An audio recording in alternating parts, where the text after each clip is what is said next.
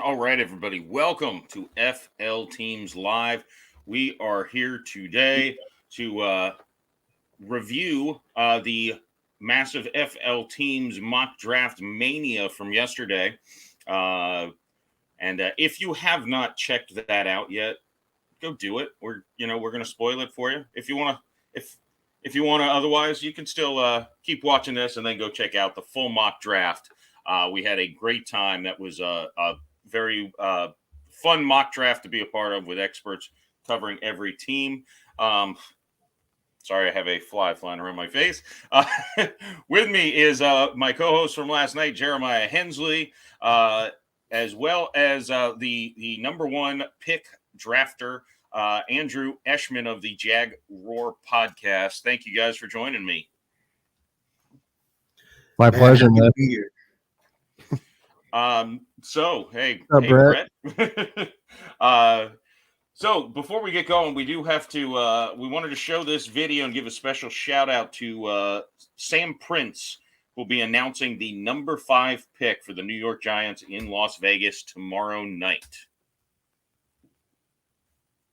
Advice for me, first draft pick. Don't mess it up. I agree. Well, hey, and part of not messing it up, and I've been thinking about this, is I need somebody that knows what the heck they're doing, that I can rely on. Yeah, you can rely on me. To go to Las Vegas and make this pick for me. What do you think about that? Yes, sir. You be willing to Yes, do sir. that? Yes, sir. Yes, sir. You good about that? Awesome. Yeah. All right, buddy. You Got good? one more thing for you, buddy. You excited? Something you'd be willing to do for us? Yes. Let's go. Let's go. Advice for me, All right, so shout out to Sam. You'll see him tomorrow night, and shout out to Make-A-Wish program and the New York Giants and Eli Apple having fun in the background there. So, guys, we've been through the entire first round with our experts. So, if the teams are smart, they don't even need to have the draft tomorrow. They can just submit our picks, right? Yeah. So let's talk about it. Let's start with a couple of interesting things that happened in this mock, and who knows if they'll happen in real life. Let's start with there was no quarterbacks taken until Kenny Pickett went off the board at number 20 to the Steelers. The only other quarterback taken, Malik Willis, very last pick in the first round, number 32 to the Lions. Jeremiah, we'll start with you. Do you think there's any chance it plays out that way tomorrow? I'm doubting it, man. I mean, realistically, I think the way that our mock broke down is the way that it should go. I just don't see, there's not a field general in this group. Maybe Malik, over time can progress to one, but I just don't see it. But it's a quarterback league, man, and there are a lot of teams that are quarterback bare. And, you've got multiple teams with 2 picks in the top 10. You could see somebody move up crazy early. The other funny thing is who knows, the first guy off the board could be a quarterback that we didn't even have drafted in the first round. I mean, I'm hearing like Matt Corral and other people, everybody has the guy that they like. I don't think 20 is where it goes. The Steelers might be the first one to take a quarterback. I don't know if it lasts till 20. Yeah. What do you think, Andrew? Yeah, I mean, I haven't looked too much into the quarterback class, to be honest. I mean, I could see. I don't know. Do you guys think the Steelers would take the Kenny Pickett? I mean, they seem like a team that, they have Mitch Trubisky and Mason Rudolph. I mean, Kenny Pickett probably day one is better than those guys. That's what I was thinking. I mean, I see them going for Kenny Pickett. That's who I would see going after him. That just my 2 cents. That fits the Steelers' MO because again, the Steelers are going to get back to running the ball, playing defense, and say what you will. Roethlisberger is a great quarterback and everything, but he's not Lamar. He's not that dynamic, right? I mean, that doesn't really fit in what the Steelers do. So Kenny Pickett looks like he's cut from the mold, and it doesn't hurt that he's a Pittsburgh kid.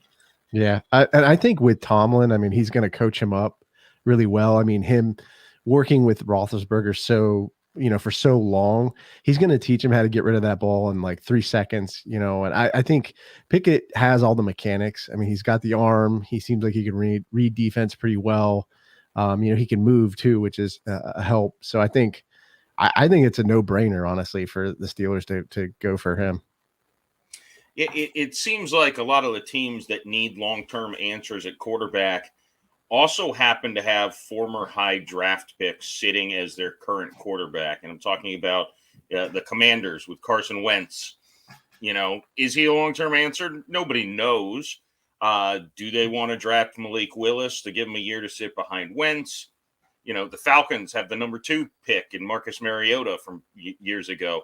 The Saints have Jameis Winston, a number 1 pick.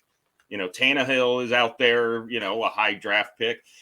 Mitch Trubisky, even in fairness, in Pittsburgh. It's an interesting quarterback market. And then the rumor swirling around really is, the Panthers are the team who I think have the biggest hole at quarterback because nobody really thinks Sam Darnold should be a starting quarterback, I would think. But a lot of rumors are that they plan on trading for Baker Mayfield, again, another former number 1 overall pick, after the draft. So, we'll know I don't know. I think if no quarterback goes in the top 10, I could see it going all the way to 20 before someone picks him. Yeah, Carolina is interesting to me because Matt Rule is in a very interesting position, right? He's coaching for his job. And Darnold is not going to keep your job. And then, so do you gamble on the upside of Malik Willis? And then if he comes in 4 or 5 games in and he kind of shows, is that sort of, hey, look, we've got our guy now and you bought yourself a year? Or do you go get Baker from the beginning or Jimmy G and try to buy yourself a year? So it's an interesting chess move. Either way, I don't think Darnold's the answer, not if, Rule wants to coach in the NFL. What about the Falcons too at quarterback, right? I mean, because Matt Ryan went over to Indianapolis. So what are they going to do at quarterback? I mean, Mariota's who they have now. They signed him, but I'm surprised they're not a team in other mock drafts that really gets mentioned drafting a quarterback often. I would think Willis would fit in well there personally. Mariota, the Falcons aren't going to compete this year. They've got 2 teams that are way above them in their own division. And, Mariota is not going to embarrass you, I don't think. I mean, he's shown some stuff on the field. So if the idea with Willis is let him sit for a year behind another quarterback and kind of work on his footwork and stuff like that, his fundamentals in the pocket, why not draft him on a team that's not going to compete anyways? I mean, I could speak for that in terms of Mariota. He's torn up the Jaguars a lot. I mean, in games. I mean, I don't know if I don't think he's going to be that franchise quarterback, but maybe he's the bridge quarterback. And then, like you said, maybe they bring in a Willis. That's the franchise guy potentially. See, I have such a short memory that I don't remember Mariota being good. I mean, I don't. I mean, maybe he was in some, but it's like I can remember spots of Drew Lock looking like an NFL quarterback, right? Yeah. I can even remember Mitchell Trubisky even looking like an NFL quarterback. But for whatever reason, I don't have those memories of Mariota. He's got legs, man. He can run. Like when he gets out of the pocket, he can tuck and run, and he'll get those first downs. So I don't know about his arm strength and his passing, skills, but I just remember him whenever we played him, he'd always kill us with like scrambling, and just he would wreak havoc. So I mean, he may be able to do something for the Falcons. Yeah, and also might not be bad for a guy like Willis to learn behind a quarterback like Mariota. Yeah. And I do want to. This segues in, and Brian Wilson's comment popped up on the screen while I was talking. I didn't really read it, but more hands players would have been picked. Kudos for picking the linebacker, defensive players.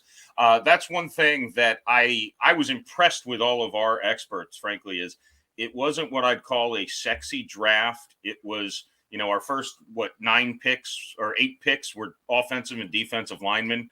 It was a very smart, in my mind, football draft where we're not picking the flashy flashiest player. We're picking the player who's going to fill a need and for a long time for these teams. And touching on that, no running backs taken in the first round, no tight ends taken in the first round. Really, it was offensive line and wide receiver dominated on the offensive side of the ball. The only running back, in fairness to this mock draft, the only running back I've seen go in any mock draft is Breece Hall. And a lot of mock drafts out there are having a running back come off the board in the first round. And I don't think I've seen one that has a tight end in the first round at this point either. Do you guys think it's just one of those years where the prospects at those positions are just not enough, or is it kind of slightly devaluing? Running backs have kind of been devalued over, the last couple decades, but there's still usually a few that go in the first round. Do you think that it's just indicative of a weak draft class in those positions this year? I don't know. I think maybe yes, but I kind of thought about it this way. This is a unique year in the sense that the teams who are drafting in the top 10, for the most part, barring something completely outrageous, they're not close. Like, they're not missing one or two pieces. They didn't go out in free agency and bring in a core so that they could just add a skill guy and push it over the top. The only one in the top 10 who I think could actually do something like that is Jacksonville. Because I think Jacksonville getting healthy, getting rid of Urban Meyer, getting ATN back, like, you've got some talent there. But when you look at like the Jets, the Giants, there just wasn't one guy who's going to move the needle. So with that being said, you got to start building inside out, right? And it's not sexy, but you get the guys that you're going to keep and they're going to play for the next 8 years. Yeah. Yeah, I think you're right, Jeremiah. I mean, I just didn't see, it's not like there were any, Najee Harris running back draft picks there. So I think it's going to be all defensive linemen and offensive linemen. And I think that's, teams are trying to rebuild like they always say, right? You got to build through the draft. You got to protect your quarterback. You got to get an outside pass rush. And I think we'll see what happens with Jacksonville. I think there's a lot of things have changed.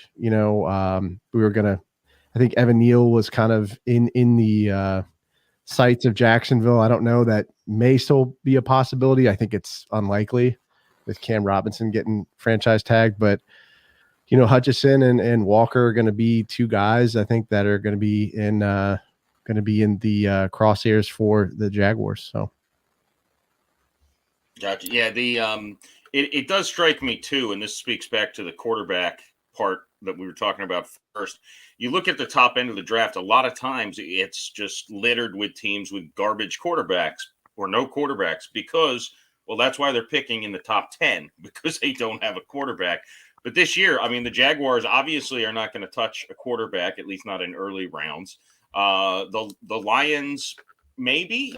I still don't know that we have a verdict on Jared Goff, to be quite honest.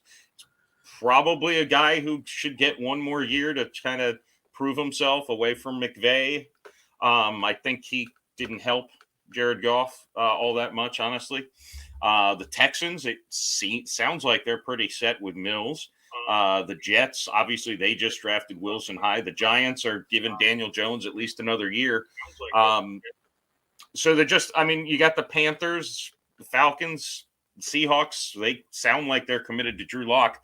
It's just a weird upper end of the draft where normally, there's a bunch of teams, especially the top 5, that just need a quarterback. And that's, I think if we had that scenario, I do think we'd be having quarterbacks taken aplenty in the top 10.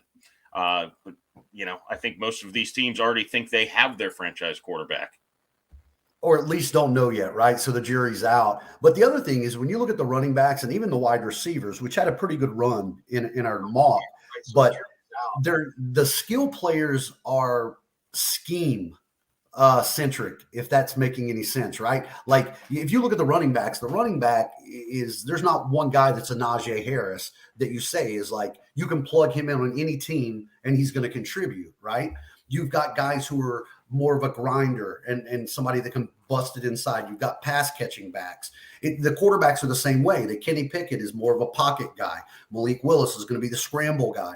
So it's like these skill position guys aren't like a skill that fits all. It's got to fight in the right team with the right fit too. And I think it also gets into knowing what you're doing is you can wait, right? These teams, you don't have to jump early for skill because there's depth, not good depth, but depth. It did. So let's talk a little bit about the picks that we got.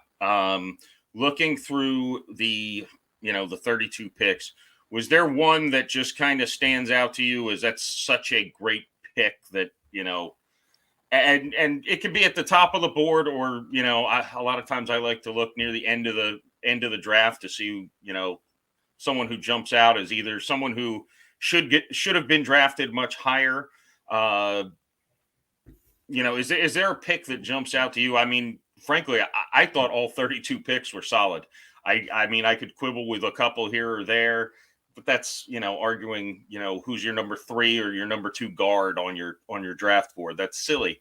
Was there anything that jumped out to you as just being, wow, what a great pick? If this team gets this player at this spot, that's a huge win. Andrew, what jumped out to you? I'm blanking. Did someone pick Jermaine Johnson? Like, I think. Yeah, the Giants at 7 got him. Yeah, that was a good one. And I was slating him to go at 6 in my mock draft that I did for the video I just posted. I was going to do a trade with Carolina to try to get him at 6. And then someone picked him at 7. So I was thinking, well, I'm not potentially that crazy if I was in the GM spot, but that one really stood out to me because I think he's a sleeper defensive end. I mean, he was all ACC Defensive Player of the Year. He's really fast. I mean, I think he runs like a 4.58 for defensive end. That's pretty fast. Long arms. He can do it all, man. He's a pursuit guy. He's a blitzer. I mean, I think he's a steal, and I just think not a lot of people are talking about him. They're not, and he's an athletic freak, and I think it's a great pick, especially if you've got 2 picks in the top 10. That's where you can roll the dice a little bit, right? For me, it's a complete homer call. I kind of touched on it on the mock last night. I love Kyle Hamilton, man. I think sometimes people overanalyze stuff, and Hamilton early on was getting mocked in the top 3, sometimes going as high as 2 to Detroit. And then he runs a 4.5, and all of a sudden he's going to be drafted 11th. I mean, like, if a talent like that falls out of the top 10 based on, 4.3 to 4.5, like, watch the film. This guy's anticipation, his length, his reaction, he's fast laterally, vertically, and just has a nose for the ball. I think Kyle Hamilton is that switchblade, that Swiss Army knife, so to speak, in a secondary that can really change an entire defense. Yeah, I like both of what you guys have said, and I had a few I kind of thought jumped out. Kyle Hamilton's one of them. If he falls to 11, that's crazy to me. Sauce Gardner at 9. I thought I was going to say that. 9, like that'll be insane if they can get him there. One of my favorites, though, and it's one of the moves that, as the guy drafting 16 and 19, ended up biting me. But the Chargers getting Jameson Williams at 17. What he would do for that offense when he comes back healthy. I mean, that division is going to be so fun to watch. I think back to the Raiders Chargers Sunday night game, the last week of the season, just going blow for blow. So, there was a lot of talent on that field. They have ramped it up, exponentially. So Jameson Williams just giving Herbert another weapon. It's we've talked about this with talking about the Jaguars quite a bit, and even with Tua, just add weapons around these guys and give them a chance. Well, don't just sit because you have Mike Williams and Keenan Allen. Just keep adding weapons to the arsenal because you never know who's going to get hurt. You never know when some of these guys are going to get old suddenly. Not everyone plays great into their 30s. So I thought that pick stood out as something that if the Chargers get a receiver like him, they're going to be scary, especially in the second half of the season when he's going full speed. And Well, I mean, can it's you funny. imagine? Sorry, go ahead. No, Trevor. go ahead. Go ahead. No. I was like, can you imagine that passing attack? I mean, with just Jameson Williams, Herbert, definitely surprised a lot of people. I mean, I would say a doubter on him, thinking that he was going to be an elite talent going into, the pro level. I think he surprised a lot of people, including myself. And I mean, he's got an arm; he could sling it down the field. And with Jameson Williams, I mean, that's just going to be exciting to watch. Yeah. Well, you were saying the second half of the year, Jeff. I could be wrong, but some of the reports that I was hearing is Williams is ahead of schedule. I mean, there's an off chance that he's going to be ready coming out of training camp. So, like, if that's the truth, and he's actually ready to go, even at 80% early on in the year, like, I don't think he lasts until 17. If that's the truth, he's hands down the best receiver in this draft with no red flag, and you move. But yeah, that would be unheard of. And I would hate to see that. Unbelievable. Talk about attacking you on 3 levels. Keenan Allen and then Mike Williams and then Jameson. Like, no, I don't want any piece of that.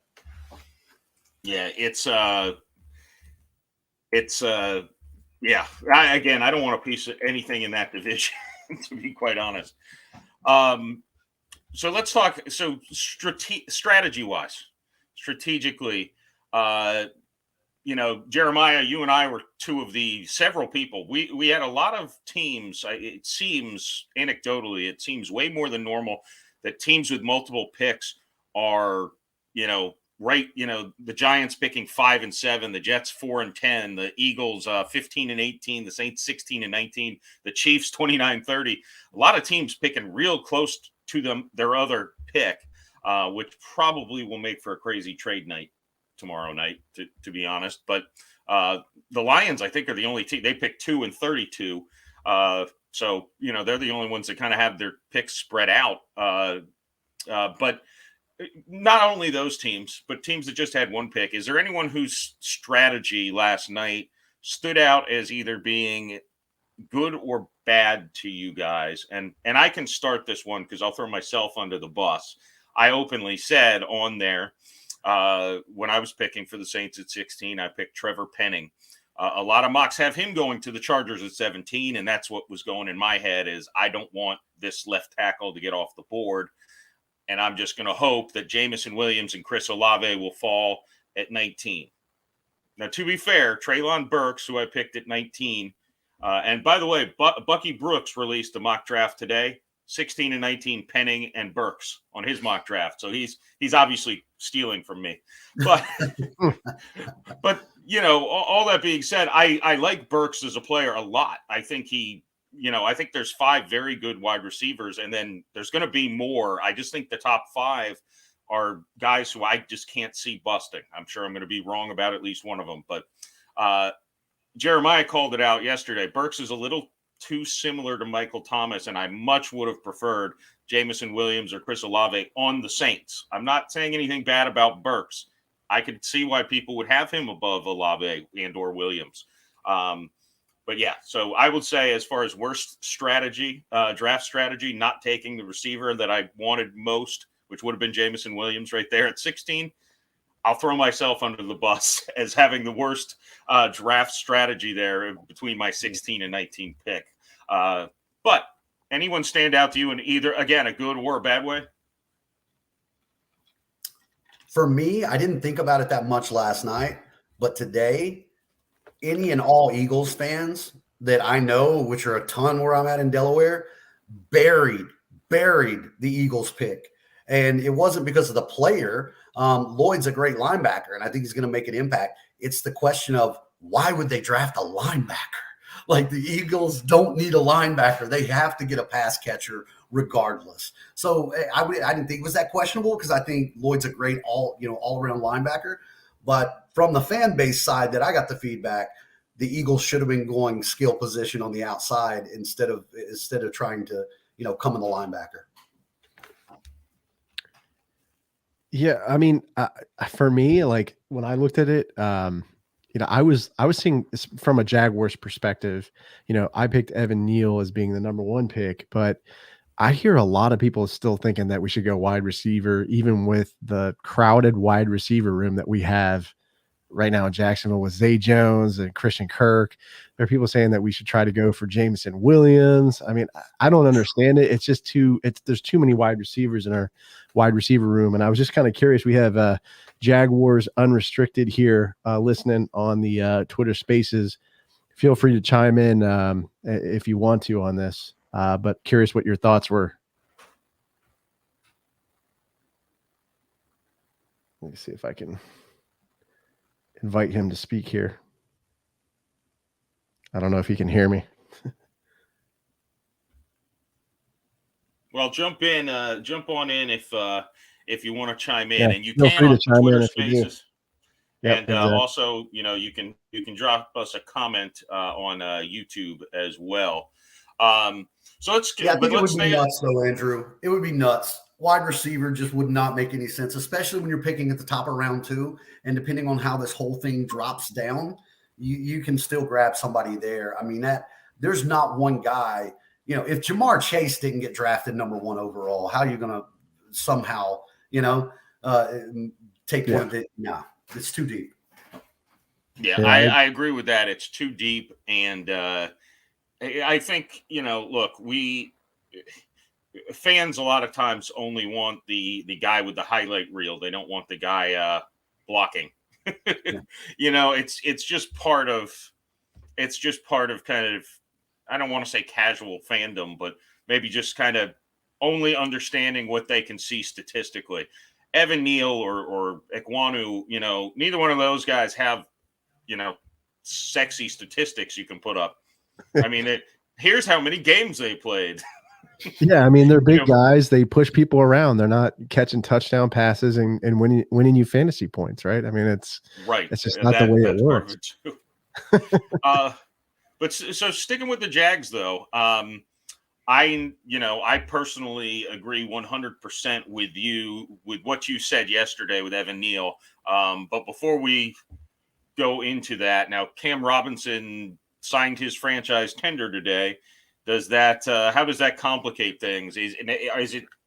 I didn't look at the news closely enough. Is he able to still be traded if they want, or is he just stuck with the Jaguars here?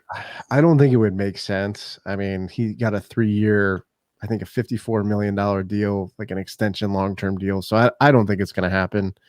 I'd be very surprised if they took Evan Neal or drafted an offensive line. I mean, I'm not saying it's going to not happen. It could happen, but the Jaguars are just confusing me, guys. I mean, I just don't understand. I'm going to be flat out honest. I just don't understand the strategic direction for this draft. I mean, they clearly needed somebody who was going to be a generational left tackle for them. I mean, and they've done this every draft for the past almost, I would say, 2 to 3 years. They're with Rashawn Slater, and Tristan Wirfs and all those left tackles that were elite that were in the last draft. We completely went, over that. We drafted a running back in the first round. I just don't understand kind of where they're headed. I think it's kind of, we're flying by the seat of our pants. People are talking about Hutchinson and Walker. I think that could be probable. I think we could take an edge rusher, but who knows at this point? I mean, I don't know. That's my best answer. No, I like the Neal pick. I like the Neal pick just because you don't have to put him at left tackle. I mean, he can play it, right? Yeah. But he can slide. He can slide right side. He can play inside. He can fit. Put the best 5 on the line, right? And if you add him to everybody else that you've got there, then it's only going to make the whole group stronger. And I think he hasn't missed many games at all during his college. I think he missed 1 game during COVID. So it was like because COVID, yeah. Yeah, he played like 40 out of his 41 games. Like, I mean, that's great. I mean, if he could stay healthy, that's most of the NFL, right? I mean, making you successful is your availability. And if you're not available and you're hurt, you're not of any use to the team. So the Jaguars have definitely had their fair share of injuries. So Evan Neal would be an asset to this team, no doubt. So with and I'm not familiar enough with the Jags, depth chart and everything. If you get just say Robinson's over there on the left. You draft Evan Neal. Do you have a good right tackle in place, or can he slide right in there? And we have Jawan Taylor, who we drafted, I believe, in the first round, out of Florida. It may have been a second round pick. But anyways, regardless, I think you could plug and play Neal over to the right side. I think he would win that job. I mean, Jawan's kind of struggled a little bit with penalties, and he had a good first year. So I mean, then you have Walker Little too, who's another left tackle. I don't know how that would work. I mean, maybe you move Neal to guard. I don't know, or move him over to the right side. Maybe you just start him at right tackle or have him compete with the Jawan Taylor for the job. I don't know what you would do with Walker Little, though, who you drafted last year out of Stanford, who's a left tackle. So it's kind of up in the air. It doesn't make parts of it don't make sense to me, if you did draft Evan Neal, but maybe you could plug and play him at guard and just move him over to right guard and call it a day. Yeah, I just don't think anybody wants to use the number 1 pick in the draft on a right guard, even if he's going to be the best right guard in history, But you might be answering your own question here, man. I mean, then maybe that answer is you get Aiden Hutchinson, and now you're going to have a young, energetic defensive leader. You just got Trevor Lawrence last year. You got a young, energetic offensive leader, and let's see where this thing goes. I think Hutchinson, again, nobody's a can't miss. But the things about Hutchinson that I think just transformed straight in, his motor, man. The guy just goes. I mean, he's physically impressive, but he wasn't always outmanning guys. And when he didn't outman them, he could outquick them. And he had that kind of J.J. Watt ability to find a way to make an impact every down. So.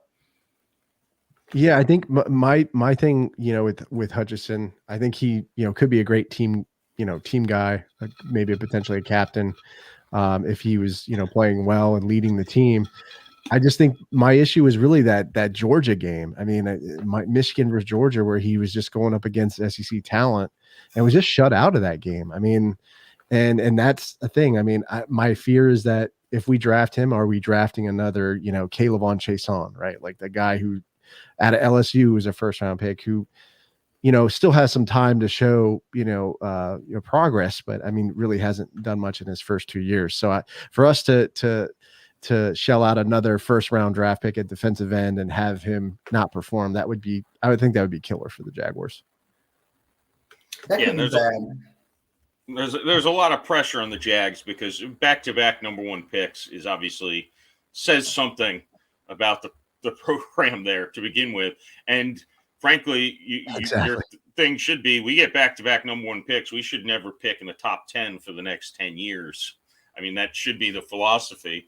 And it's kind of unfortunate. I think Trayvon Walker is going to be a great player. I try to think a number 1. I don't know. Maybe I'm jaded. I feel like most of these players in the top of this draft class are high-level players that are good. I don't know that any of them scream top 5 draft pick to me. I think if I was doing a big board needs aside, I would probably put Evan Neal number 1.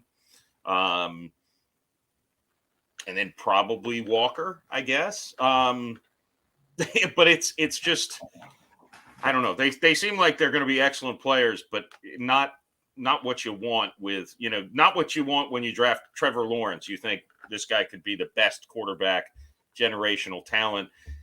I don't know if it's there in this draft. I feel like there's a lot of great, very good, solid players. I don't know if there's a superstar.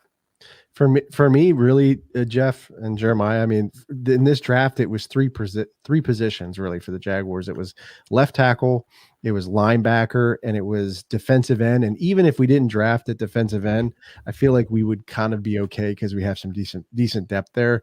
But we don't have. I feel like we really need a generational left tackle, and we need somebody at the weak side linebacker position since we lost Miles Jack. So. Those are really, if I had just 3 picks to make and they were all good, that'd be at those positions because they're really huge needs right now. The name that popped up there, and Jeff, you mentioned Trayvon Walker. So I talked about a little bit earlier how Kyle Hamilton, if I watch game film of Hamilton, there is no doubt this guy's an impact player. But a couple of statistics here and there, and now he starts to fall. Trayvon Walker on the other end, like, how much of his projection is potential? When you look at his actual stats that Trayvon Walker put up, and I mean, the argument is, oh, well, Georgia had a great defense. Well, yeah, but I mean, Ray Lewis played on a great defense too, but he still made plays, right? I mean, like, so it's a weird thing with Trayvon Walker with, like, physically, he looks gifted, everything's there, but I don't know, man, like, especially near the top of the draft, that just seems like that's a heck of a risk. But I think they all are. Like you said, I think, Andrew, you hit it on the head, Jeff. It's going to be who falls in love with who. This one's really odd. Yeah. So interesting too. The Jaguars obviously are at number 33. So the one thing that's always been entertaining, although I try to be in bed before the number 32 pick, frankly, the number 32, ever since they added that 50-year option for first-round picks, the number 32 pick is now worth way more than the number 33 pick. Also, with the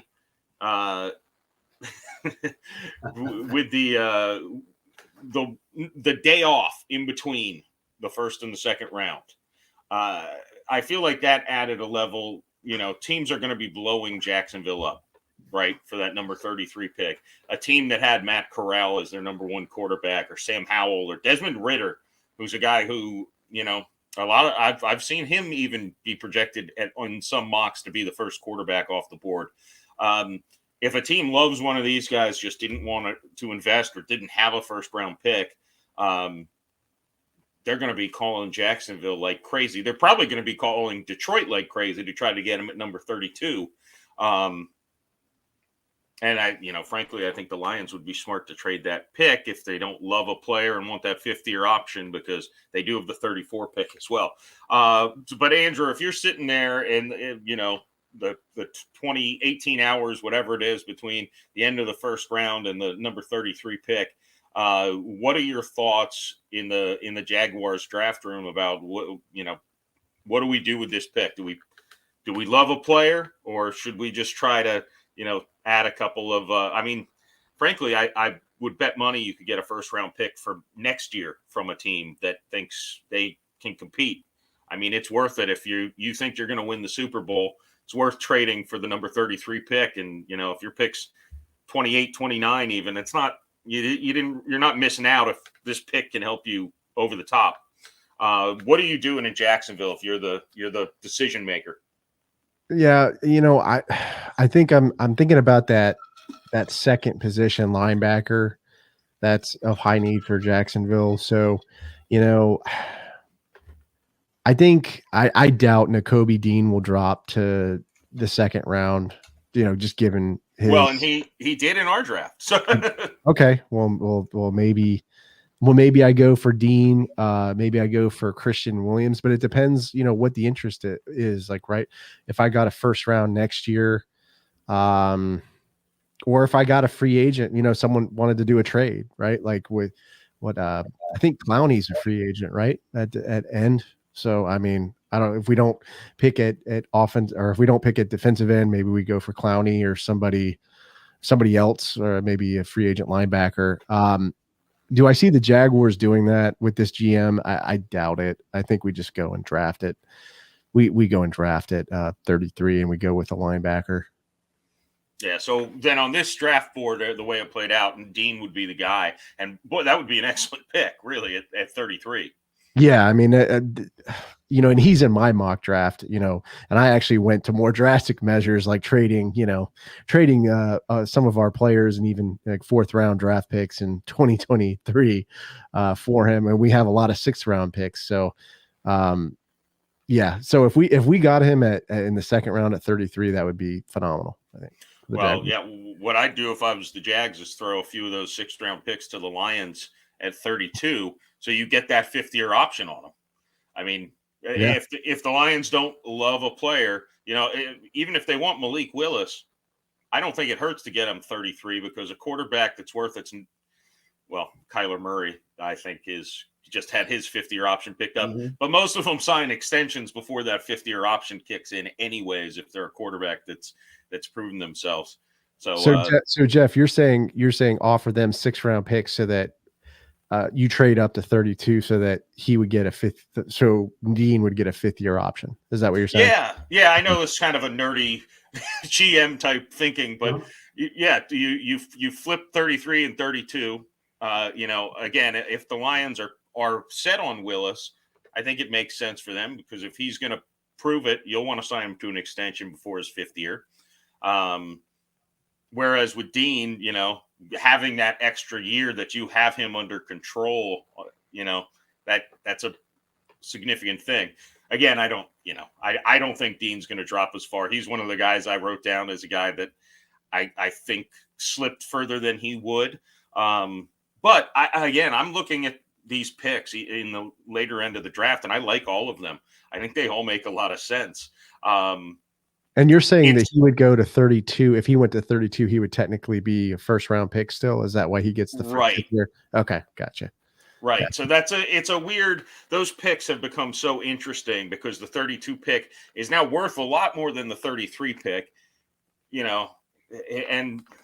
but the 32-33 dynamic, I think, could be an interesting one too between teams. No, that's smart. That's strategery. Yes, yeah. I'm over analyzing something that's probably not going to happen, but it's a fun hypothetical, right? Yeah. As we're talking about that, though, it made me think because watching the playoffs last year and seeing how the Rams got to where they were, and one of the things that stuck out was they talked about how well the Rams had drafted in these middle to late rounds. Right, it wasn't so much the number 1 or the 2nd-round pick. It was this collection of 3 through 6 that had made the difference. So it's kind of this draft kind of feels like it's filled with those guys, right? That there's a lot because I just don't know what name really screams out at you unless you're falling in love with one of the quarterbacks that says I got to jump somebody to get there. Because there's so many players that are close to each other in the skill set and where they are. That, unless you're trying to make a drastic jump, you're still going to be able to get a quality pick when it comes your way. So it'll be interesting to see if there's movement. I think if there's movement early on, it's going to be for a quarterback. So Jeremiah, where do you see Miami going in this draft, just with the limited draft picks that they have, given the trades, the crazy offseason moves they've made? This is my favorite draft I think I've ever been a part of as a Dolphin fan. I read somewhere they were asking Dolphins fans, we're just going to watch Tyreek Hill highlights during the 1st round of the draft. We're good. No, we need a linebacker. We need a linebacker, somebody that's going to come in and take over where Landon Roberts is. I won't go crazy with it, but when you were talking about trading up, Jeff, into that 33rd pick, Miami's got 2 1st-rounders next year, ours in San Francisco. I'm a gambling man. I think I'd want to keep San Francisco's and wouldn't be too worried about dealing ours. If a guy like Devin Lloyd was still there or the linebacker, Dean, right? One of those guys. I think we need a defensive playmaker. We're really, for the first time in a very long time, because of all this stockpile of drafts and everybody that we brought in, we're in a good position. I mean, there's not glaring holes to be filled. It really is just, can you get a scheme guy? I mean, basically brought back everybody on the defense, right? And from the way that they were playing, defensive coordinator stays the same. And then you add the weapons on offense. We'll never draft a running back just because we don't do that until the 7th round. And so, I'd see a linebacker probably, and maybe some more linemen, but I still hold out hope that a new coaching staff with a new offensive line coach is going to get some production out of these 1st and 2nd round linemen that we've swung on for the past 3 years and, haven't come through yet. Yeah. You guys got Eichenberg, right, from Notre Dame. And he's been kind of like, he had kind of a rough rookie season, right? Like, so maybe he turns around and has gets better with the new coaching staff. Yeah. And Austin Jackson, there's like literally half that line was drafted within the 1st or 2nd round. And they just haven't performed. So maybe bringing in that veteran like Armstead, adding him in with the young guys. But again, need a center. I don't like Dieter at center. I think we could upgrade there. But this is a draft where I'm cool not picking until the 3rd round. Is there so you look at the 32 picks we got. Is there a team you think, with either one or two picks that jumped up a level, meaning, they're a team that's kind of middle of the road. Now they're a real contender, or, just a team that filled such a big hole with such a big playmaker that he could change the offense or the defense of that team completely. Is there any team that jumps out as coming out like most improved, ready to actually compete because of what they did in the draft? Compete? And the answer can easily be no. And that's kind of no. I love the draft that worked out in our mock for one team in particular, the Detroit Lions.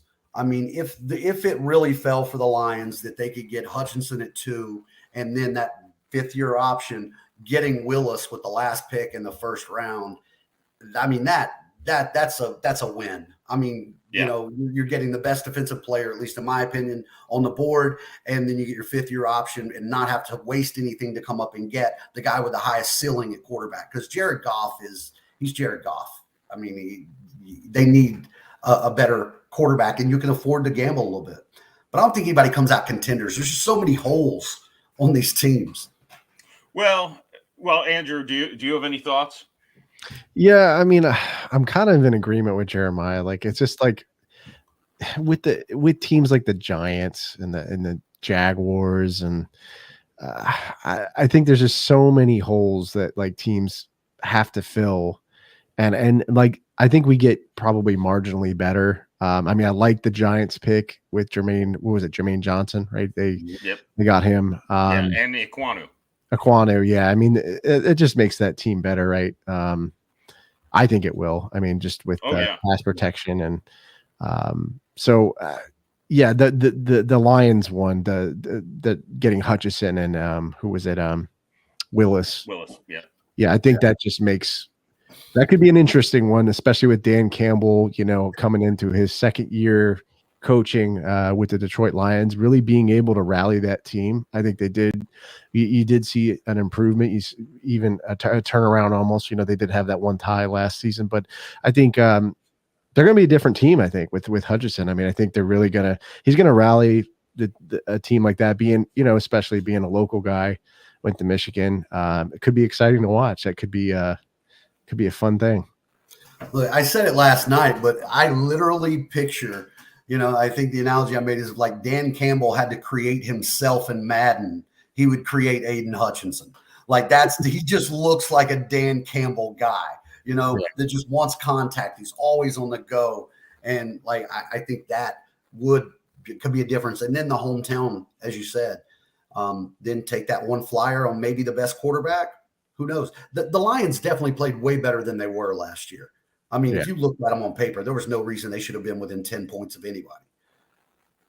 Yeah, and if they get like a quarterback like Willis, right? I mean, he reminds me of Gerard. He's got that David Gerard, like that stocky kind of. He's not super tall, but he can run. He can take a hit. He's got a really good arm, actually. I mean, we all saw that video where he slung the ball like 60 yards down the field. So that could be huge for the Lions. Yeah. Well, I'll answer my question, but with competition. So yeah, I think what you guys said, the Giants, the Lions, I'd say the Texans, with this all added a massive amounts of talent. They're not going to be competitive. None of those 3 teams. The Jets, I think they added 2 very good players too. Still not going to be competitive, especially, given the Bills. So as far as actual competitiveness, I do think a few teams jumped out to me. And it's only if these picks hit. I thought the Packers 2 picks on defense. I know Aaron Rodgers will be upset, but those guys play well as rookies. They can take that defense up to another level where, you take the pressure off the offense. So I did like the Packers draft. I liked the Titans getting George Pickens. If he might be terrible.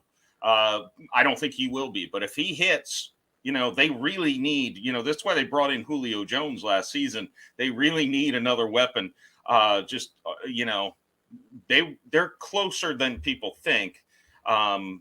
So, again, if he turns into a Justin Jefferson type rookie season, I think the Titans are now one of the best teams in the AFC. I'll also shout out the Bills and my 9-year-old who drafted Andrew Booth. If he comes through as a rookie, with Tre'Davious White on one side, if Booth can lock down the other side, I don't know if he's ready to do that yet, but that's a big jump. And then I'll be a homer and say the Saints, they have 3 holes right now: left tackle, wide receiver, 2 of them now filled. I think people are going to be sleeping on the Saints, and that's going to bite them this year. And the Saints, Andrew brought up pending free agents. There are a lot of good free agents still out there. The Saints had Tyrann Mathieu and Jarvis Landry both in the building within the last few weeks. If the Saints get Treylon Burks or another receiver in the first round, I doubt they get Landry. But I bet they try real hard to get Matthew if they don't get a safety.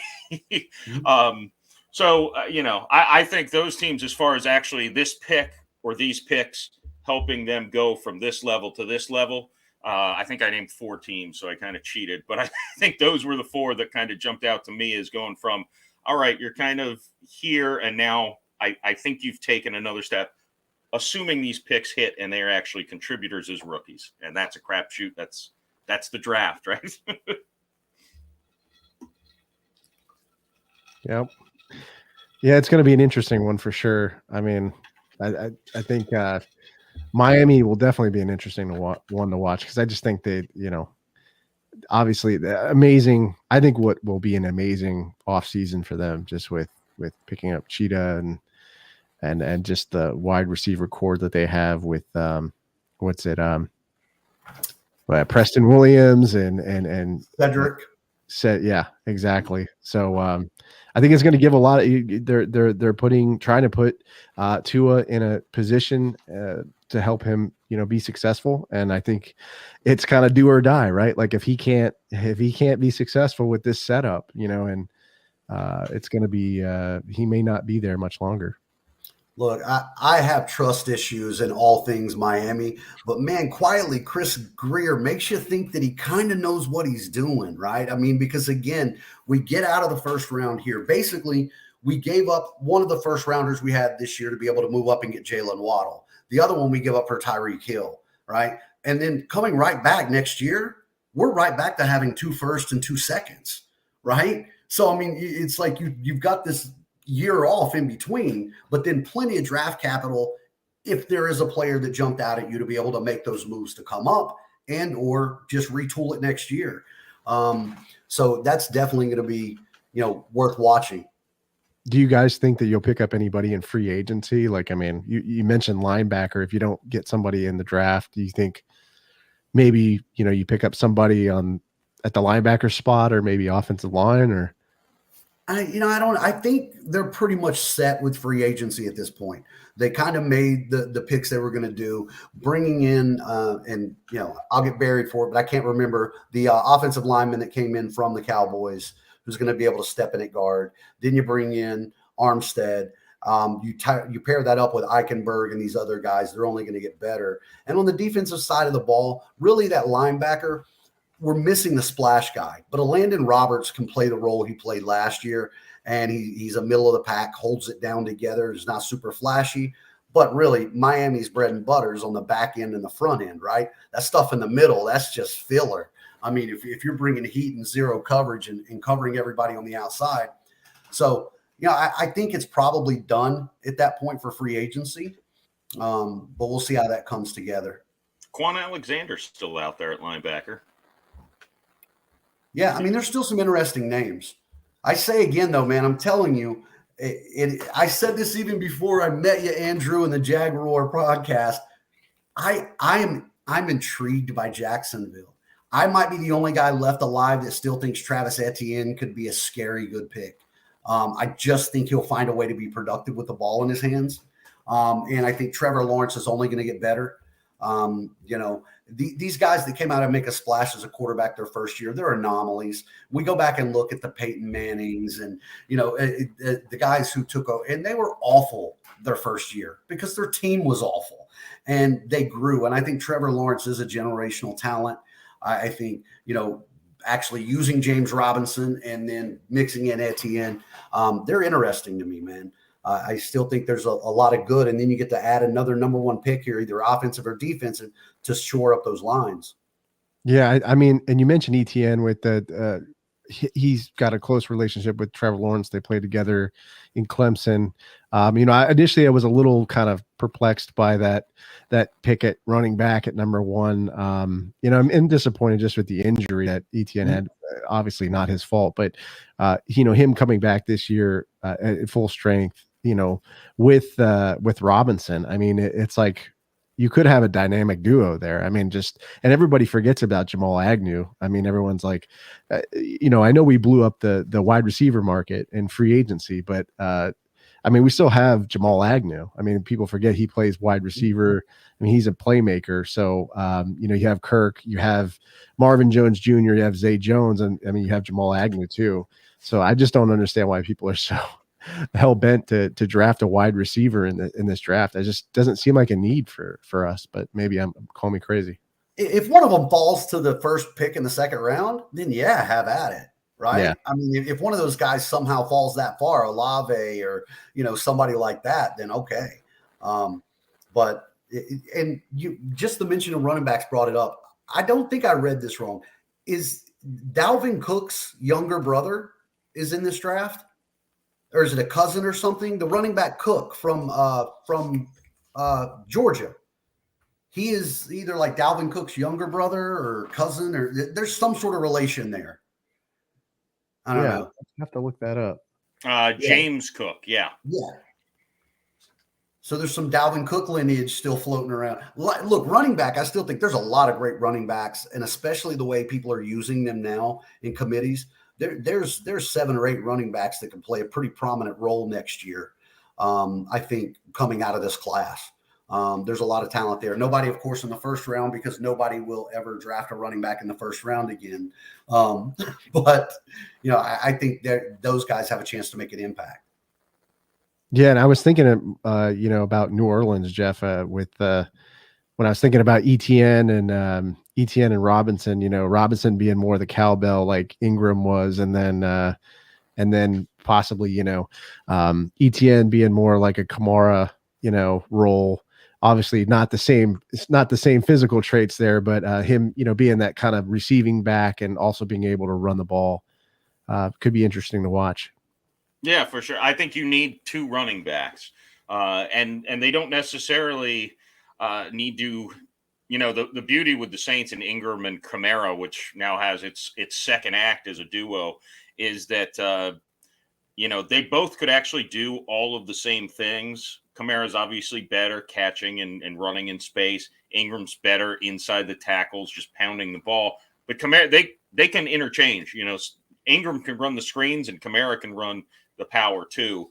That's the beauty of a great running back duo, I think, is when you can mix people up. But I don't think the days of having a single running back who does everything, I think that's dead, because their career will be over in 5 years. Yeah. Yeah. All right, guys. Well, who's excited for the draft tomorrow? I love it. It's still Christmas to me, man. It's still always, for the longest time, all my buddies would give me a ton of crap. Like, they were like, draft day is your favorite day of the entire football season. You're just disappointed the rest of the year watching your team play. And it's all about who are we going to get? And you get that glimmer of hope. But I love it, man. I love it. I think it's going to be cool to see it in Vegas. I'll definitely be there, man. Yeah, I'm looking forward to it. I mean, who knows what's going to happen? Who knows who the Jaguars are going to draft? I mean, it'll be interesting to see if they go defense with either Hutchinson or Walker, Trayvon Walker. Maybe they surprise us and go, Thibodeau. Who knows? It'll be interesting to watch. It could be either really happy, really disappointed, but always exciting. Always exciting, and for the optimistic fan, that pick's putting us over the top. That's all we needed. All right, folks. Well, thanks for tuning in to FL Teams. If you have not yet watched the mock draft we put out last night, you're crazy for listening this far to this podcast or this episode without going to doing it. But B, go do it. It's fun. It's a lot of different people contributed to that, and thank you very much to all of the people who contributed. Very appreciative of how many people across the country we got to make the picks. We had to coordinate a draft with 32 teams across the country by just one by one. So other than Andrew, who had the first pick and could just he can make his pick and go away. Everyone else, had to wait for the person in front. So thank you to all of them for their patience and their help and their participation. It is much appreciated. And we will sign off. As Isaac put on the bottom here, we'll have actual NFL draft analysis to go over next week. So come back and join us for that. We'll be able to break down all 7 rounds and all of the crazy trades we're going to see. Deebo Samuel might get traded, all that stuff. So exciting stuff, exciting stuff coming up. So for Andrew Eshman of the Jaguar podcast, Jeremiah Hensley, I'm Jeff Macolino signing off for FL Teams.